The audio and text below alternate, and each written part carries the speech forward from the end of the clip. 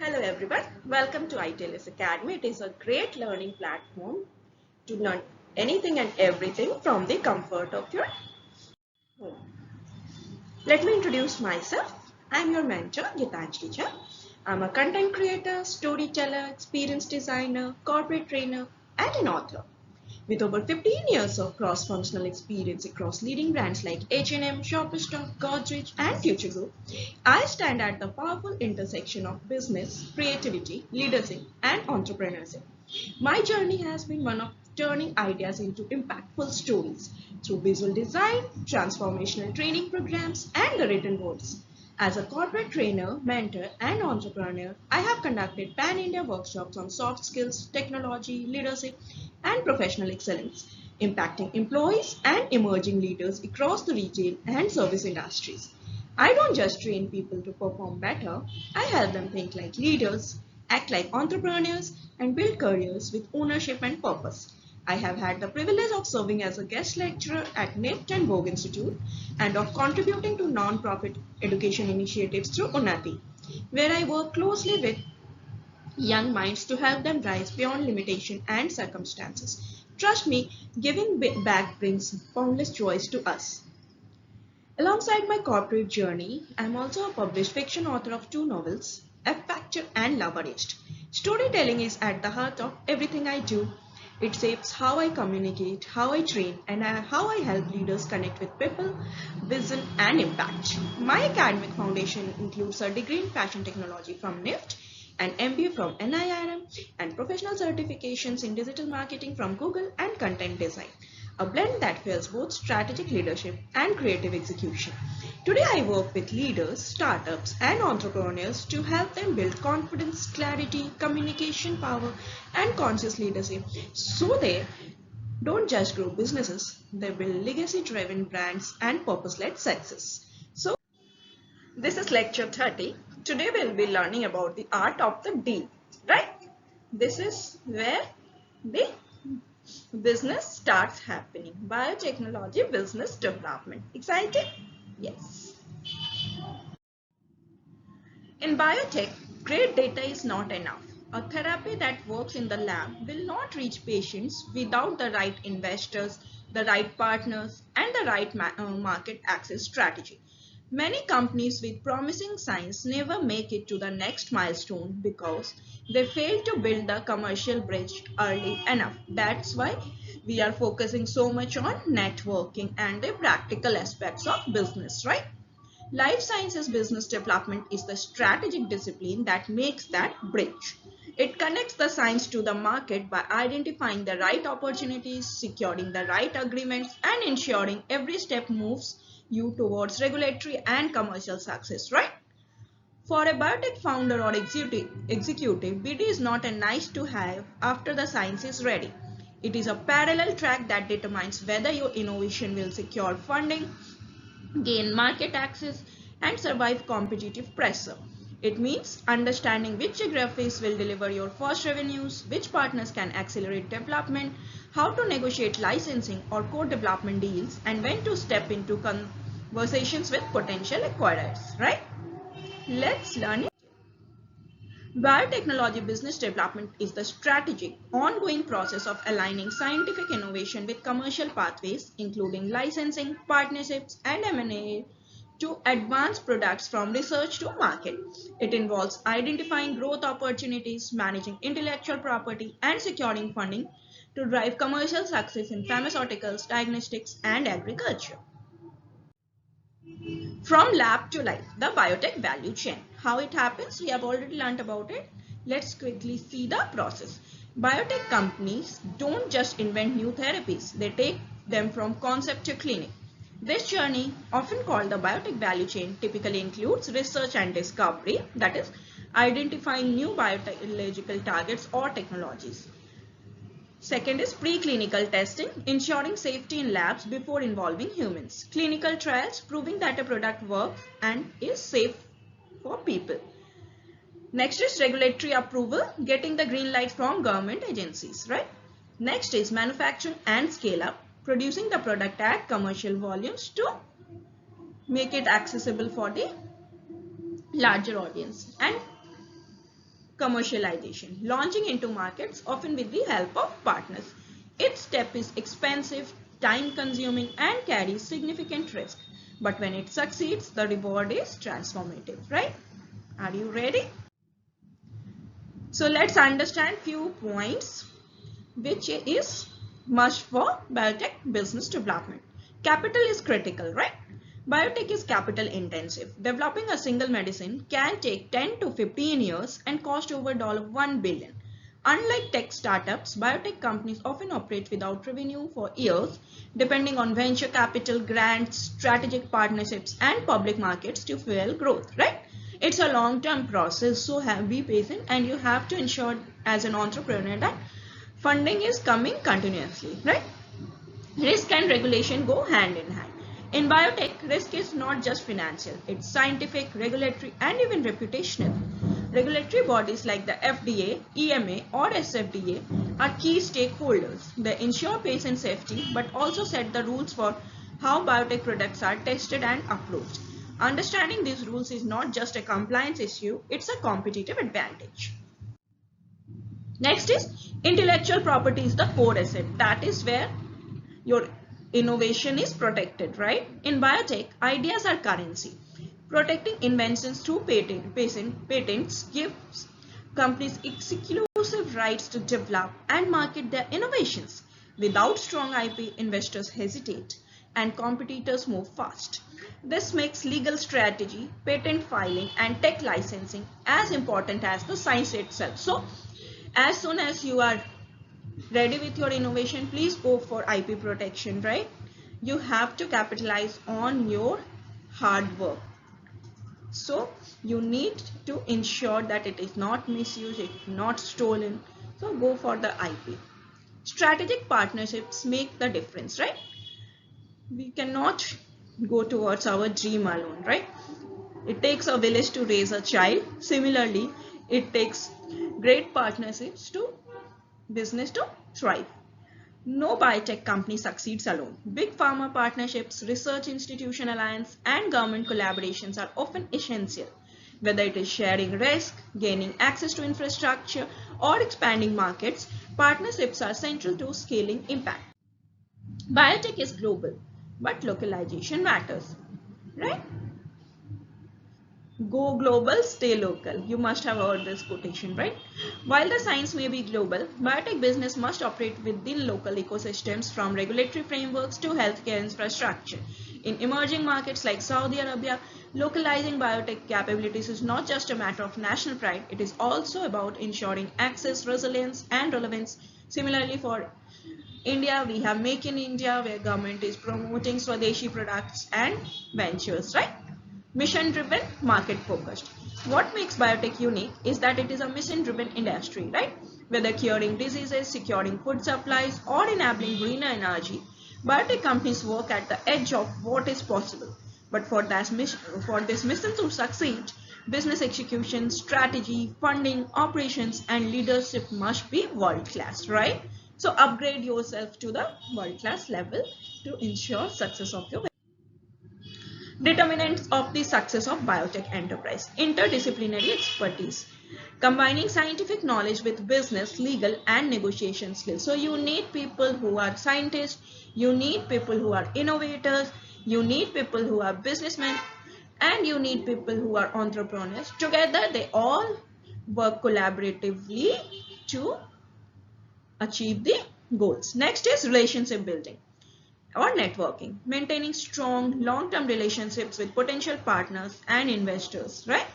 So focus on making genuine relationships. Don't go just for numbers. Ensure that you are building qualitative relationships who are there when you need them, right?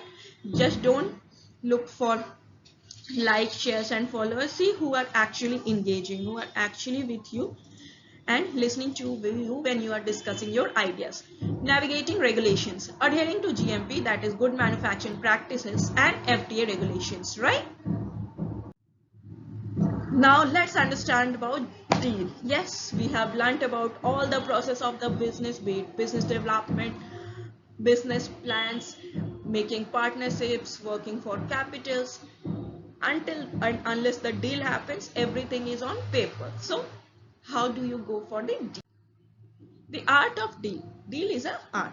A well-structured deal does more than get you to signature. It sets the rule for how value is created, shared, and protected over time. In life sciences, that structure often determines whether a partnership grows or quietly collapses under its own weight, right?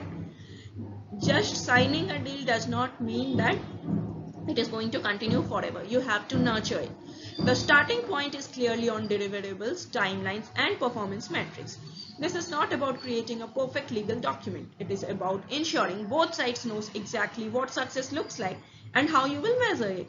Your goal has to be smart, right? Specific, measurable, realistic, achievable, and within timeline. The second layer is flexibility.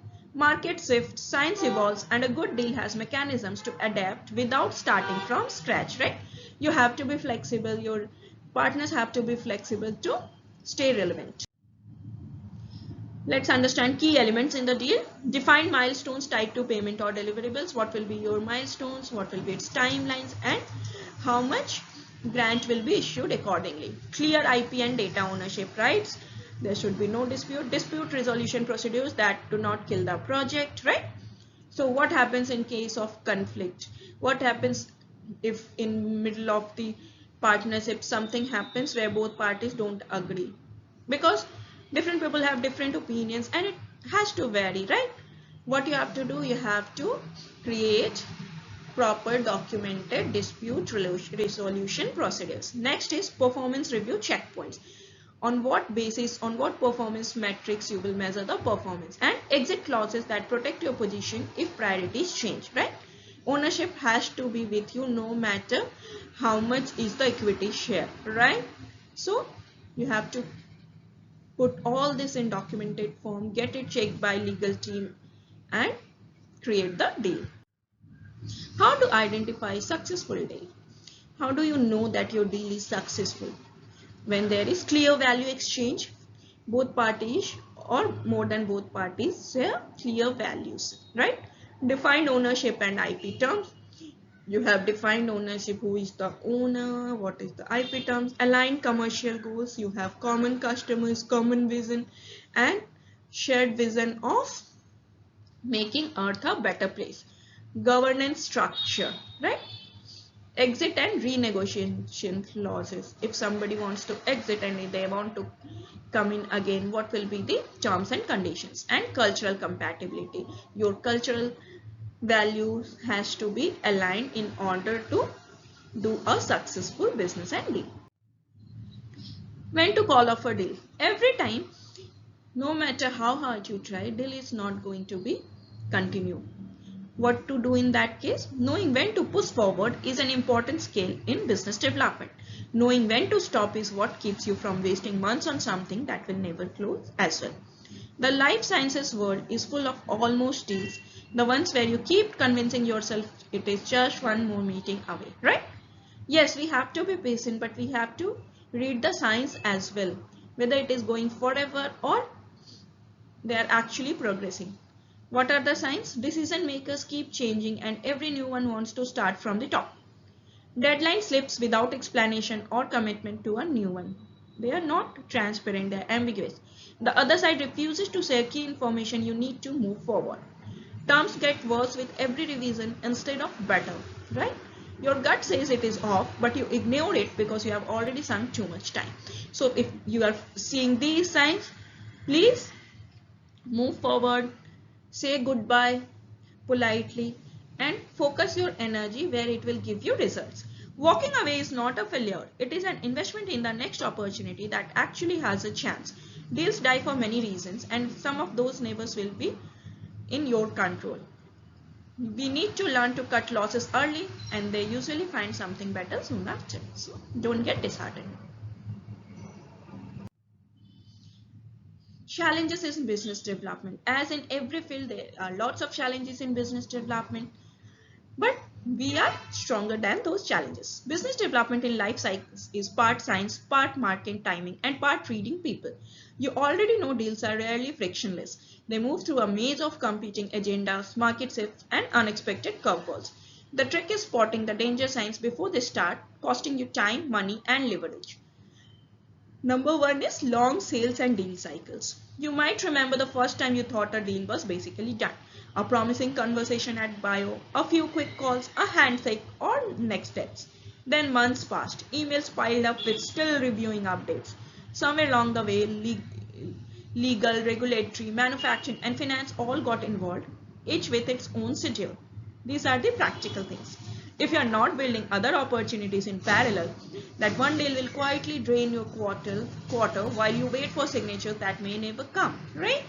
So always work on parallel deals. You cannot put all your eggs in one nest, right? Regulatory and compliance missteps. Don't rush and go for shortcuts, right? You have to follow the procedures no matter how much time it takes. Schedule your milestones accordingly. For example, an organization skipped a deep regulatory review to save time, confident their paperwork was in order. It was not. What followed was a 6-month delay for additional validation and a partner who stopped taking calls. This is what happens when you underestimate regulatory complexity. It is not just a box ticking exercise. You have to do it properly. It shapes how credible you look in every other part of the deal, and credibility is extremely important when it comes to brand image, right? Intellectual property and data ownership disputes. Here is what deals can go from warm to ice cold overnight. You are in a late stage talks close to a major licensing agreement when someone flags an ambiguous clause in an early research contract. Now the other side wants a share of the data you thought was yours. In biotech, the data is often the company. Leave ownership unclear and you are gambling with the thing investors value most, right?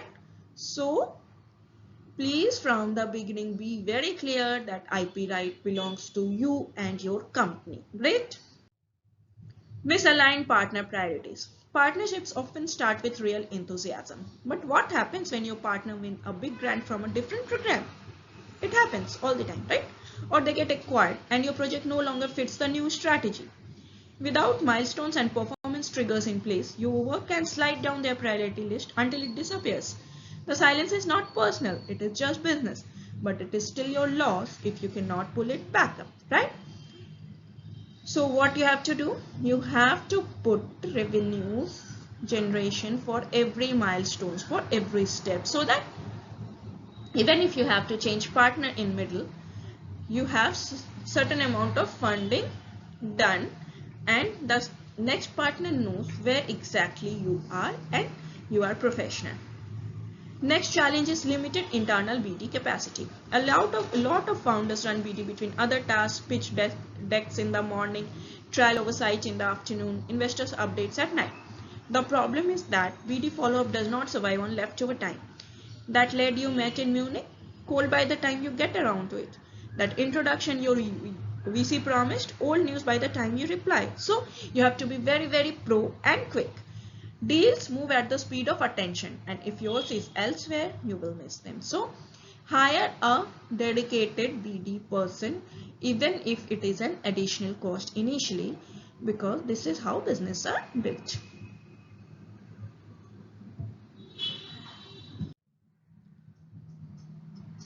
Let's explore further.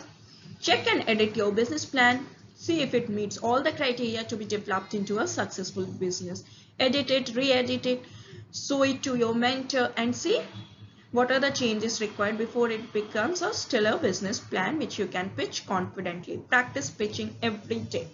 Learn about successful business deals in biotechnology industry. Practice pitching the deal till you master it. Based on your today's learning, what will be the USP of your startup? What will be its story? How you will define its values, mission and vision. Follow us on social media, Insta, Facebook, YouTube, WhatsApp and LinkedIn. Subscribe to our channel to get more related articles and keep learning. Thank you for watching this video. Do like, share and subscribe. You can call us at our helpline number, and if you have any doubts, you can also comment in the comment section. Have a great day. I'll see you soon with next video.